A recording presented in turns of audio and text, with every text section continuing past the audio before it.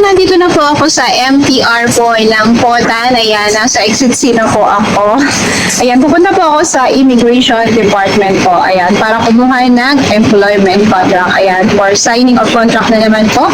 Okay, so samahan niyo po ako and kung paano po makapunta po sa Immigration Department po dito sa Potan. Okay, panoorin niyo po to. Okay.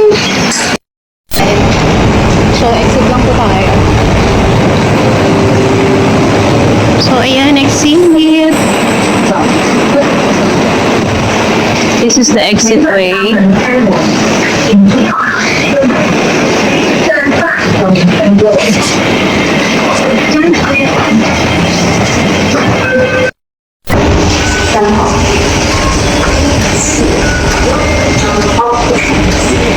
So, yeah, this is the Potan MTR station.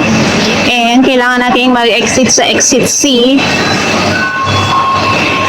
Okay, so this is the Potan MTR station.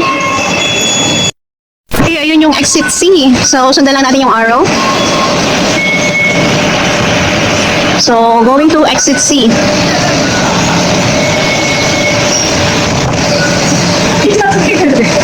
Ayan, dire-diretsuhin lang natin yun. So, ayan, sundan na natin yung arrow.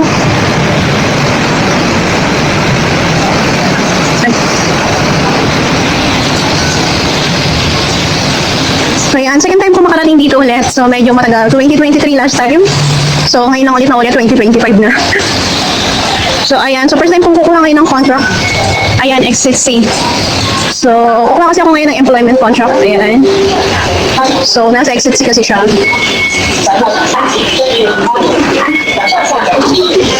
So, ayan, 7.7 yung pamasahe ko. Galing po ako sa Kaluling. So, ayan. Ngayon, sundan lang po natin yung arrow. And then, turn right po tayo.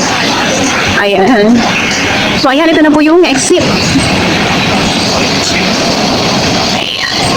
Okay, tara na po. Kailangan natin tumawid po sa kabila.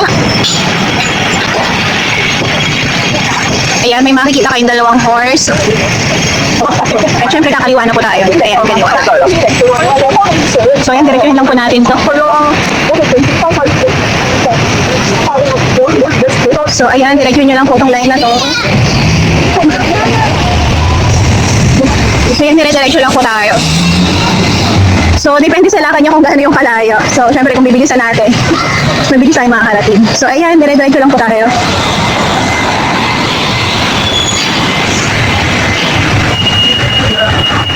Immigration Department here in Potan. So, malapit lang naman po ito. Kayang-kaya kong lakarin. So, ayan, may makikita kayong ganito. Gate. So, ayan yung Jubilee Square.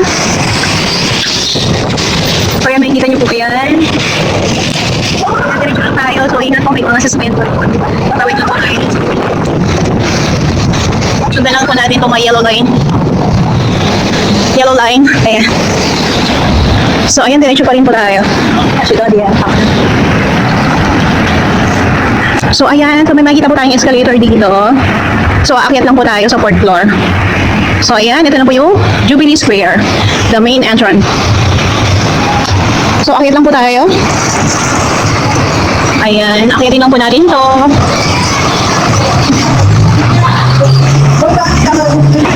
Then, pasok lang po kayo dito sa loob. So, hanapin lang po natin yung 4th floor. So, ito, 2nd floor na po to. Ayan, 2nd floor.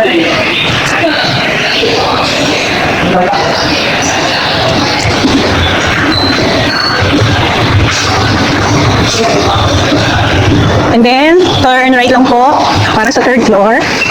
So, this is 3rd floor na.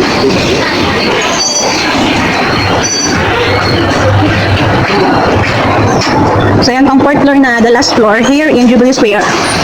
So, ayan. This is the last floor. Ayan. And this is the Immigration Department na tayo. So, ayan. And then, turn right lang po ulit tayo. Ayan, nakikita na natin yung immigration portal. So, ayan, this is the immigration department here in Potan.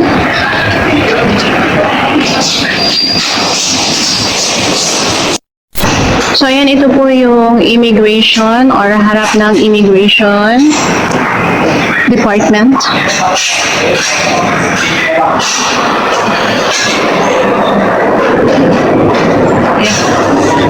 Immigration department. Regulation of persons to Potan office. So, ito po yung office hours. So, Monday to Friday, 9 to 12:45, and then 2 p.m. to 4:30. So, 1:25 pa lang po, kaya close po sila.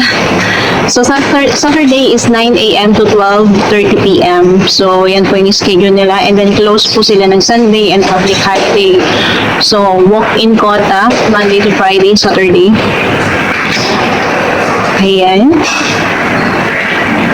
May kanya-kanyang pipilahan. So, please queue up here to collect travel documents. Ayan. So, pipila dyan. And then, please queue up here to collect HKID. So, may another pila po dyan. Kanya-kanyang pila. Kanya-kanya palang pipilahan. Ayan. For inquiry, please queue up here. So, pumila tayo dito. So, dito na lang ako pipila for inquiry. Ayan. So, wait lang ako ng 2 p.m. Ayan. So, medyo maaga na paaga ako. Okay. Dahil ako ay kukuha lang ng form. Ayan. So, nandito ako sa pila ng for inquiry. Please queue up. So, dito ako maghahakay. So, parang ako lang ang nakapila dito. Ayan. Compare naman sa ibang pilahan. Ayan, ang dami-dami nakapila. So, may kanya-kanya pong pila po dito, syempre. Para po maayos. So, may kanya-kanya po pala yan kung ano yung mga kailangan natin. So, dito ako. Kukuha lang naman po ako ng form or employment contract. Okay. So, waiting lang po ako ng 2 p.m. Okay, video na pa. Kasi ako. Okay. So, ayan. Nandito na ako sa loob.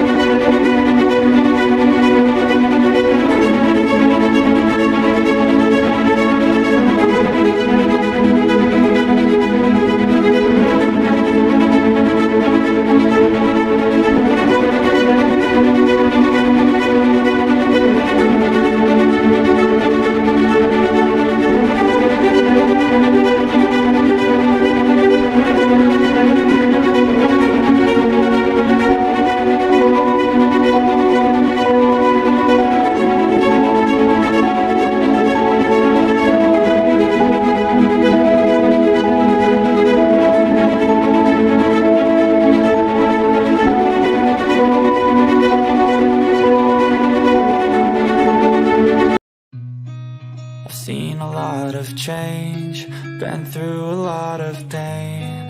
Some things are not the same as they were a year ago.